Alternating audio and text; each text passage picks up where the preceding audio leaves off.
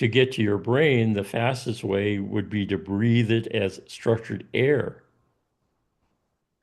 and take it directly into the cell via the air. And air is just water in another form.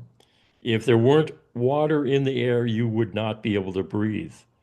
And I'm going to tell you, it's becoming more and more a problem because we as humans have created all sorts of devices that are eliminating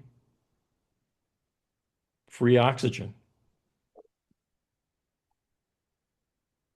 All of the electromagnetic fields, wireless phone, 5G, all the communications towers. I've had people tell me that their skin is turning black because they just built a cell tower half a mile from me.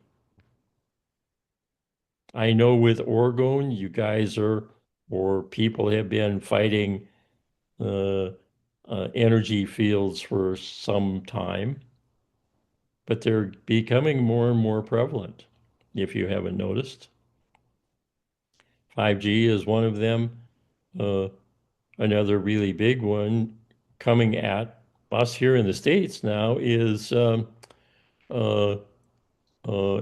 um, the Aurora Borealis. You don't even know what that is, but it is EMF, positive ions, massive positive ions. Um, um, and that's nature made. There's several other nature made positive ion charges that are coming at us all the time. But there's also man made, and that's the electrical power.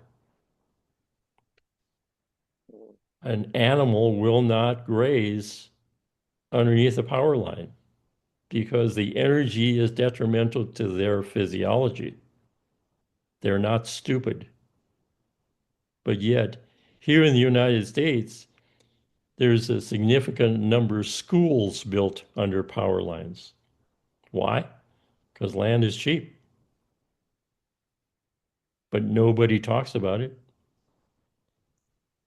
But if you look at the let's say the medical record of the United States, how many children are going in because they have leukemia? Leukemia is the cancer of energy.